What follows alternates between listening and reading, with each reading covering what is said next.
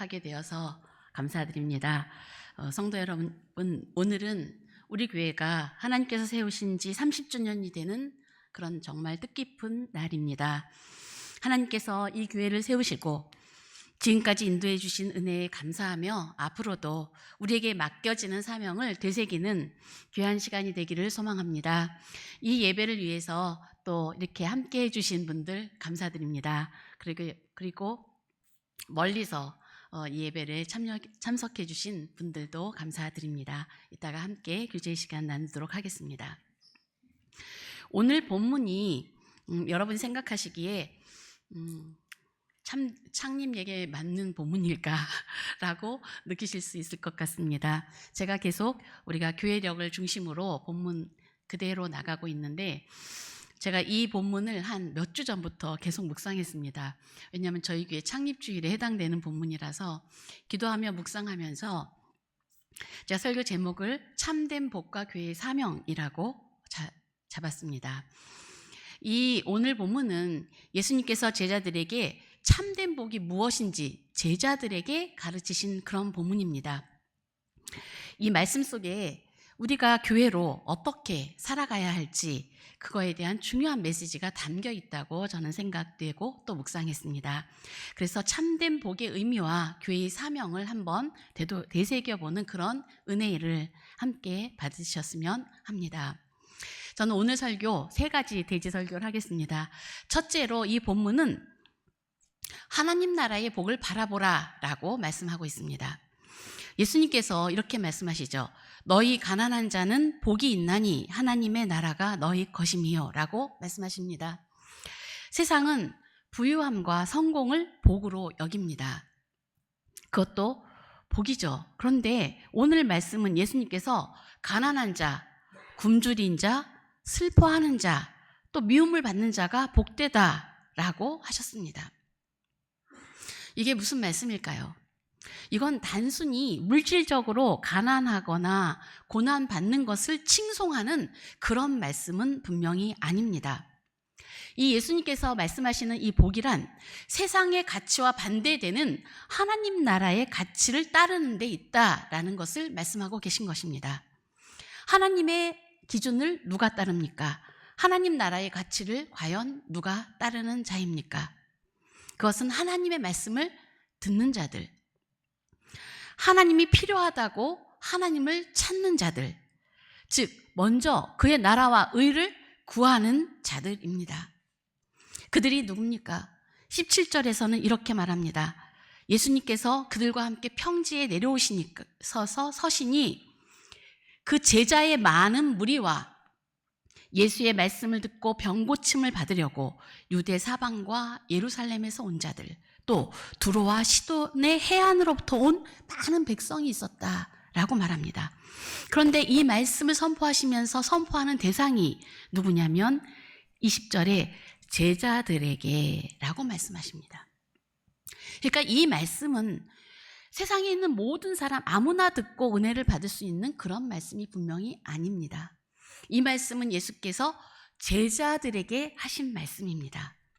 주님을 따르는 제자들이 지금 가난할 수 있고, 지금 헐벗고 배고플 수 있고, 지금 슬프고 애통할 수 있고 핍박 가운데 있습니다. 그런데 이들이 지금 뭐 하고 있습니까? 주님 앞에 나와 있습니다. 주의 말씀을 듣고 순종하려고 주님 앞에 나와 있고 주님을 따르고자 제자로 있습니다. 이들은 복된 자들입니다. 그들의 상황과 관계없이 하나님을 의지하는 자들이기에 그렇습니다. 또는 그들의 상황이 너무나 힘들고 괴로운데 그 상황을 해결하고자, 그 괴로움을 해결하고자 세상을 의지하는 것이 아니라 하나님을 의지하고자 주님 앞에 나온 자들입니다. 이들은 복된 자들입니다. 주님은 제자들에게 너희들이 지금 어떠한 상황에 있어도 하나님을 의지하고 나를 따른다면 너희들은 복되다라고 선언하고 계신 것입니다. 우리 교회도 마찬가지로 세상의 기준이 아니라 하나님의 기준을 따라가야 합니다. 혹여 지금은 모든 것이 풍요로운 세상입니다. 그래서 우리가 물질적으로 풍요할지라도 우리는 가난한 마음으로 하나님만을 의지해야 합니다. 우리가 지금 배부른지라도 현재 배고프지 않을지라도 영적인 우리의 굶주림을 채우기 위해서 말씀과 기도로 나가야 합니다. 우리가 현재는 기쁜 일이 있고 감사하더라도 그러나 우리 주위의 세상의 아픔에 공감하고 또 하나님 나라의 기준에 맞추어 합당하지 않은 일들을 보면서 애통하고 울어야 하는 것입니다. 우리 교회는 이런 하나님 나라의 복의 기준에 맞추어 살아가야 하는 것입니다. 주님이 복되시다 한 그 복을 추구하고 세상 속에서 하나님의 사랑과 정의를 실천하는 그런 공동체로 살아가시길, 그렇게 되기를 축원합니다. 두 번째로는 세상의 복에 속지 말아야 합니다. 예수님이 이 뒤에 화 있을진저라고 경고하십니다. 부유한 자, 배부른 자, 웃는 자, 칭찬받는 자들에게 화가 있을 것이라고 하셨습니다. 제가 다른 거는 해당이 안 되는데 한 번도 요즘 들어 배고픈 적도 없고 그렇게 슬퍼하며 애통하는 적도 별로 없고 화 있는 자가 되는 게 아닌가라는 두려움에 사로잡히기도 합니다. 이 말씀은 사실 무슨 의미냐면 세상적인 성공과 만족이 하나님 나라의 복과 반드시 일치하고 있지는 않다라는 것을 명확하게 경고하시는 말씀입니다. 이 화에 대한 말씀은 마태복음에는 나타나 있지 않습니다. 우리가 잘 아는 마태복음은 팔복을 선포하고 있죠. 그런데 화는 없죠. 또 마태복음의 팔복은 약간 실제적으로 가난하다기보다는 영적인 차원이 좀 강조돼 보입니다. 그런데 누가복음은 특별히 실제적으로 사회적으로 핍박받거나 가난한 자들에게 초점을 맞추고 있습니다. 이 주님이 말씀하신 화가 있다고 한 사람들, 이 사람들은 어디 있을까요? 지금 이 화를 당하고 이 화의 말씀을 당할 사람들이 주님 앞에 있나요? 그들은 없습니다. 이 자리에 있는 자들이 아니에요. 이런 거죠. 결석한 사람 손 들어보세요. 네, 아무도 없는 거죠. 그렇습니다. 지금 주께서 선포하시는 화를 당하는 사람은 주님 앞에 말씀 듣고 있는 자들이 아닙니다. 이들은 주님 앞에 나오지 않습니다. 왜 그렇습니까? 이들은 배부르고 부유하고 행복해서 하나님 나라가 필요하지 않은 자들입니다. 이들은 하나님을 의지할 필요가 없습니다. 그래서 모든 부유한 자가 화를 당하는 것이 아닙니다. 부유하고 또 배부르고 혹시 기뻐하는 일이 있고 또 칭찬을 받더라도 하나님만을 의지해야 산다고 믿는 자들은 여기에 해당하는 자들이 아닌 거죠. 재물이 너무 많아서 하나님 없이 살 수 있겠다라고 믿는 자들은 화가 있을 것입니다.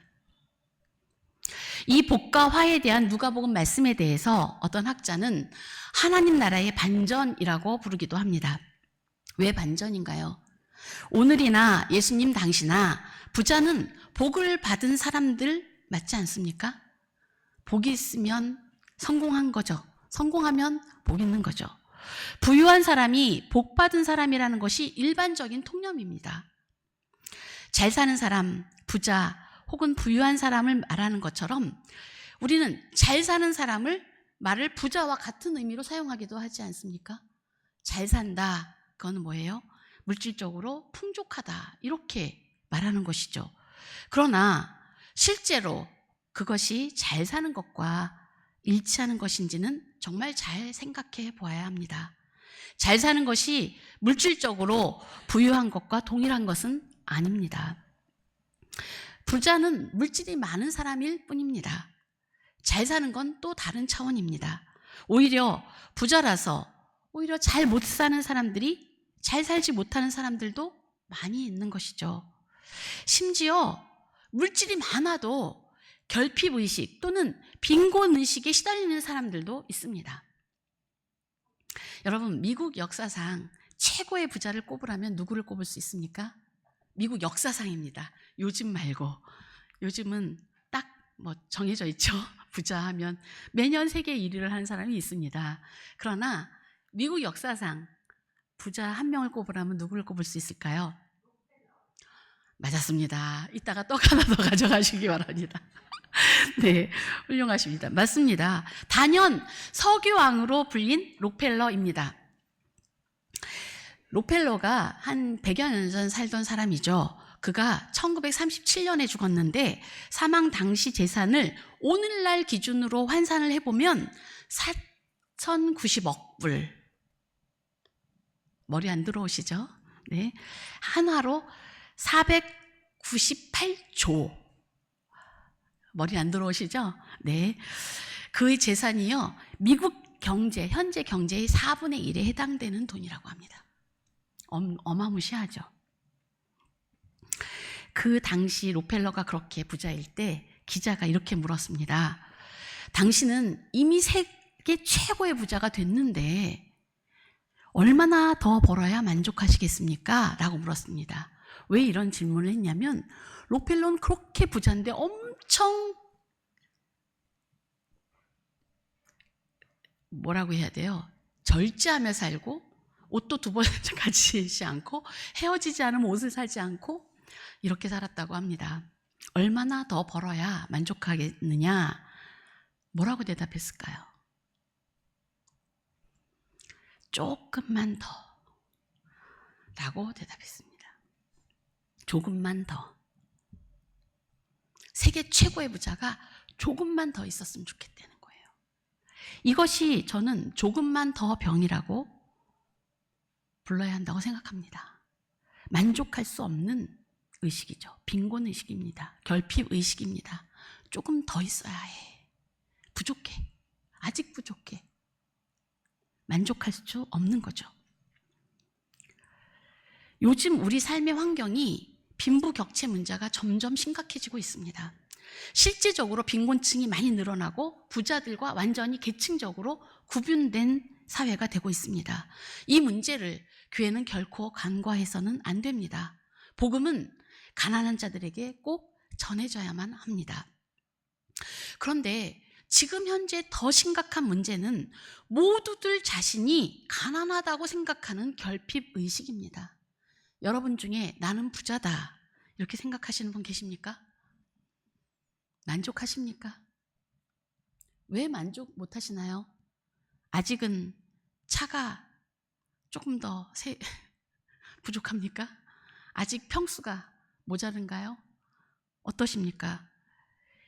사실 저 자신을 포함해서 현대인들 누구도 이 결핍의식을 피해가기가 어렵습니다. 언제나 최고 잘 살고 가장 잘 나가는 사람과 비교를 하는, 최상위층과 비교를 하는 이 문제, 이것은 한국 사회의 심각한 문제입니다. 그래서 언제나 모든 사람이 다 자신이 없어 보입니다. 부족해 보입니다. 그래서 자기를 가난하다고 느낍니다. 이걸 우리는 상대적 빈곤이라고 말합니다. 만족할 줄 모르는 인간의 욕망과 비교의식이라는 그 인간의 그 망가진 상태, 이것을 반영하는 그러한 현실이죠. 요즘 특별히 젊은 세대들이 이게 굉장히 심각합니다. 요즘 아이들이, 강남에 사는 아이들도 자신들이 가난하다고 여겨요. 문제가 심각하죠. 우리 아버지는 사장이 아니라서 자기네 집은 가난하다는 거예요. 강남의 8학군에 사는 아이의 말입니다. 그래서 요즘 아이들은 스스로 가난해서 결혼도 연애도 자기에게는 어울리지 않는다고 포기해버렸답니다. 그냥 이번 생은 망했다고 그렇게 정하고 산답니다. 믿어지지 않으십니까? 여러분들의 아마 손자, 손녀들 세대들이 아직도 결혼 안 하고 속을 썩이고 있을 겁니다. 그러면 이런 생각이 들죠. 우리들은, 저를 포함해서 이미 지나간 세대들은 이런 생각이 듭니다. 야, 세상 안 힘들 때가 어딨어. 나 때는 더 힘들었어. 우리는 얼마나 힘들고 학교 가기도 힘들지 않았어 라고 말하기 시작하면 그때부터 뭐가 됩니까? 그냥 그 생각이 여러분 머릿속에 스쳤다면 그냥 우리는 꼰대인 겁니다. 말이 안 통하는 사람들입니다. 자, 이런 말을 시작을 하면 40대는 이렇게 말합니다. 아, 예. 40대까지만요. 40대 이후, 그러니까 30대, 20대, 10대는요, 답 안 합니다. 멀뚱멀뚱. 그리고 피하자. 네. 사실 이런 로펠러가요, 그렇게 돈을 벌려고 달려가다가 54세에 시한부 판정을 받는데 딱 1년 남았다는 판정을 받았다고 합니다. 그래서 록펠러의 어머니가 권고합니다. 이제부터는 뭔가 베풀고 살면 어떻겠냐. 그 말을 받아들여서 그동안 모은 재산을 의미 있게 쓰고 죽자는 생각을 하고 록펠러 재단을 세우고요. 고아원을 세우고 도서관을 만들고 록펠러가 기부한 돈으로 미국의 그 유명한 시카고 대학이 세워졌습니다. 시카고 대학의 경제학부는 지금도 세계 최고의 경제학부로 이름을 날리고 있죠. 침례 교인이었던 록펠러는요, 그 이후에는 정말 청교도처럼 열심히 벌은 돈을 엄청나게 잘 쓰면서 살았는데요. 1년 시한부 인생을 몇 년까지 살았을까요? 혹시 록펠러 전기라도 읽어보셨다면 깜짝 놀랄 반전이 있습니다. 54세에 1년 시한부 판정을 받았는데 그 이후로 43년간을 건강하게 살다가 97세의 나이로 돌아가십니다. 놀랍지 않습니까? 하나님이 시한부 판정으로 록펠러를 구원하셨다고 저는 생각합니다. 여러분, 참된 복을 누리고 싶으십니까? 시편 1편은, 오늘 우리가 읽은 시편 1편은 우리가 교회력으로 읽을 때 이 시편 1편이 시편에 들어있는 본문입니다. 이 1편은 우리가 복된 자가 무엇인지를 정확하게 설명하는 것입니다. 시편은 너희가 복 받으려면 이렇게 살아 라고 설명하고 있지 않아요. 시편 1편의 첫 문장은 뭡니까? 복 있는 사람은, 우리가 아까 1절을 빠뜨리고 읽었어요. 그렇죠? 어떻게 해요? 죄인의 길에 서지 않고. 이미 복 있는 자라고 선포하면서 시작 들어가는 것입니다. 이미 하나님 안에 있는 사람은 복의 근원과 연결된 사람입니다. 그래서 시편 1편은 너희가 이렇게 해야 복받아 라고 말하고 있는 것이 아니라 하나님의 복 안에 있는 자, 이미 복받은 자, 복 있는 사람은 이렇게 사는 사람이야 라고 설명해 주고 있는 것입니다. 그리스도 안에서 하나님의 자녀가 되었다는 것은 무엇입니까? 이미 복의 근원과 연결된 자들이라는 뜻입니다. 여러분은 하나님의 자녀 맞으십니까? 아멘입니다. 그러면 여러분은 이미 복받은 자 맞습니다. 복 받으셨습니까? 네, 복 있는 자가 사는 삶의 태도로 살으라고 시편 1편은 그렇게 가르쳐 주는 것입니다.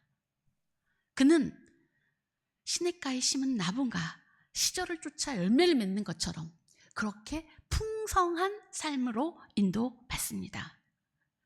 하나님께서 이것은 이미 아브라함에게도 말씀하신 내용입니다. 하나님이 창세기 12장 1절부터 2절 말씀에 뭐라고 말씀하십니까?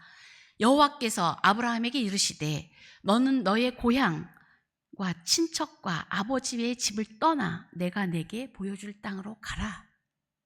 내가 너로 큰 민족을 이루고 내게 복을 주어 내 이름을 창대하게 하리니 너는 뭐가 될지라? 너는 복이 될지라. 아브라함은 복입니다. 많은 사람을 복되게 하는 복입니다. 마찬가지로 하나님의 자녀들은 복입니다. 하나님의 복 안에 이미 살고 연결되어 있는 자들입니다. 그래서 우리의 삶을 통해서 무엇이 나타나느냐? 많은 사람들이 복을 받게 됩니다. 아멘. 하나님은 우리에게 그렇게 복 있는 사람이라고 부르십니다. 너네가 이렇게 하면 내가 복을 줄 거야, 이렇게 말씀하신 적이 없어요. 하나님의 자녀들은 이미 복이다 라고 말씀하셨습니다. 악인의 꾀를 따르지 않는다. 그들은 악인의 꾀를 따를 필요가 없어요. 악인들이 왜 꾀를 냅니까? 복 얻으려고 하는 거 아닙니까? 죄인들의 길에 서지 않습니다. 왜 죄를 지어요? 하나님 없이 복을 추구하기 때문에 그렇습니다. 왜 오만합니까? 복 받은 줄 알고 그렇습니다. 그러나 그런 복 아닙니다. 하나님의 복을 받은 자들은 이렇게 살지 않는다. 이 말씀이 복을 받기 위해서 이렇게 살으라는 말씀이 아니라 복된 자가 살아가는 태도를 말하는 것, 이미 복을 받은 자로서 살아가는 법을 가르쳐 주신 것입니다. 그래서 혹시라도 지금 현실이 가난하고 배고프고 슬프다 할지라도 너희는 이미 복된 자들이다 라고 예수께서는 강력하게 선포하시는 것입니다. 너희는 아버지가 있는 자들이다. 어떤 아버지요? 하늘 아버지가 있다. 아멘입니다. 오늘날 많은 성도들과 교회조차도 세상적인 부와 명예를 추구하다가 본질을 잃어버리는 경우가 너무나 많습니다. 그러나 우리 새사람 교회는 창립 당시부터 하나님 말씀 위에 서 있었습니다. 새사람 교회의 역사는 성경 공부로 시작되었습니다. 하나님의 말씀이 흥황해서 그 말씀대로 따르고자 하는 믿음의 선진들의 순종이 이어져 왔습니다. 앞으로도 새사람 교회가 세상의 유혹에 흔들리지 않고 하나님의 말씀과 그 뜻에 순종하여 하나님만 섬기는 교회 되기를 축복합니다. 세 번째로 이 새사람 교회는 교회의 사명인 빛과 소금의 역할을 감당하기를 바랍니다. 누가복음 오늘의 말씀은 단순히 개인적인 삶의 태도를 넘어서 공동체로서의 사명을 강조하고 있습니다. 교회는 주님을 따르는 제자 공동체가 그 모체입니다. 교회는 주를 그리스도로 고백하는 사람들의 공동체 맞습니다. 그러나 그 제단 공동체, 주님을 고백한 신앙 공동체가 사실 제자들이 십자가의 고난을 잘 견디질 못했습니다. 그들에게는 성령의 능력이 필요했죠. 그래서 예수님이 부활하신 이후에 제자 공동체는 오순절날 성령으로 충만해져서 예루살렘 교회가 드디어 이 땅에 시작되었습니다. 교회가 역사 가운데 드러난 바로 그 오순절 충만한 그 사건이 바로 교회가 드러난 사건입니다. 그 이후 그들은 담대하게 그리스도의 십자가와 부활을 증거했습니다. 그래서 사도행전의 교회는 참으로 성령으로 충만한 교회였습니다. 초대교회는 왜 그렇게 강력했습니까? 120명 모조리 다 성령으로 충만한 불을 받은 공동체였기 때문입니다. 교회에 있으면 어떤 사람은 불을 받고 어떤 사람만 충만한 것이 아니라 초대교회는 그 시작부터 성령 충만으로 시작한 교회입니다. 그래서 어떤 힘든 상황에서도 담대하게 그리스도의 복음을 전하는 공동체였습니다. 이 복음이 누구에게 전해졌습니까? 예수님의 사명 선언문처럼 예수님께서 말씀하신 것처럼 주의 성령이 내게 기름 부으셔서 가난한 자에게 복음을 전하게 하시려고, 가난한 자에게 복음을 전하게 하시려고가 그 첫 번째입니다. 가장 먼저 복음을 들어야 할 자들은 실제적으로 빈곤한 자들입니다. 실제적으로 가난한 자들입니다.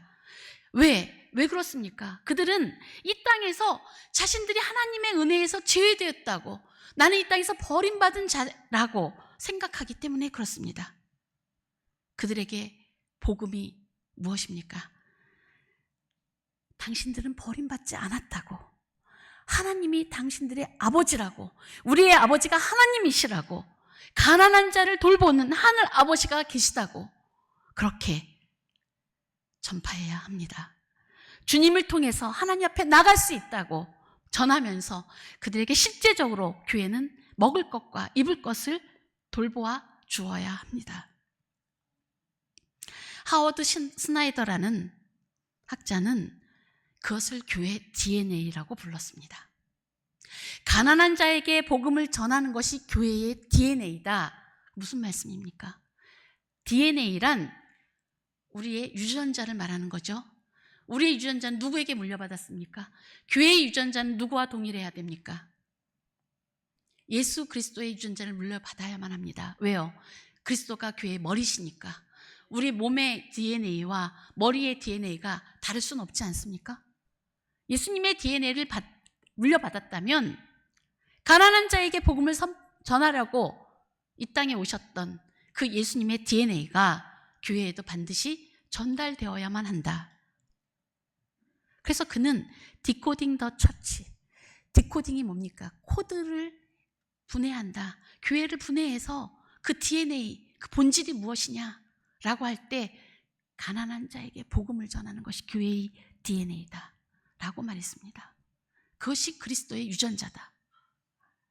DNA를 이어받은 것이 교회가 과연 그리스도의 교회인가 아닌가를 검증하는 단 한 가지의 리트머스 시험지가 있다면 바로 이 DNA다 라고 말했습니다. 가난한 자에게 복음을 전파하는 것. 그렇습니다.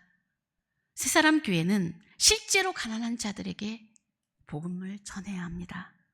또한 상대적 빈곤에 시달리는 자들에게도 복음을 전해야 됩니다. 또한 실제로는 부유해도 빈곤의식, 결핍의식에 시달리면서 계속 부를 추구하는 그 가난한 자들에게도 복음을 전해야 합니다. 우리는 그렇게 복음 전파의 사명을 감당합시다. 주님은 세상의 빛이라고 우리를 말씀하셨습니다. 빛은 생명의 필수적인 것입니다. 소금은 건강한 삶, 공동체를 유지하는 데 있어서 살맛난 세상의 기본적인 요소입니다. 소금이 있어야 맛이 나죠. 주님을 따르는 제자 공동체는 세상의 빛과 소금입니다. 그런데 우리가 무엇을 해서 빛과 소금이 되는 게 아니고 우리의 존재 자체가 주님의 사명에 온전하기만 하면, 그러한 존재로 제대로 서 있기만 하면 우리는 그 자체로 빛과 소금인 것입니다. 세상을 위한 무언가 다른 걸 우리가 하라고 주께서 그렇게 말씀하신 적이 없어요. 너희가 나를 따르고 주의 복음에 충성하면, 그리스도의 DNA가 우리 가운데 있으면 그 자체로 우리는 세상의 빛입니다. 그 자체로 교회는, 서로를 사랑하며 섬기는 교회는 세상의 소금입니다.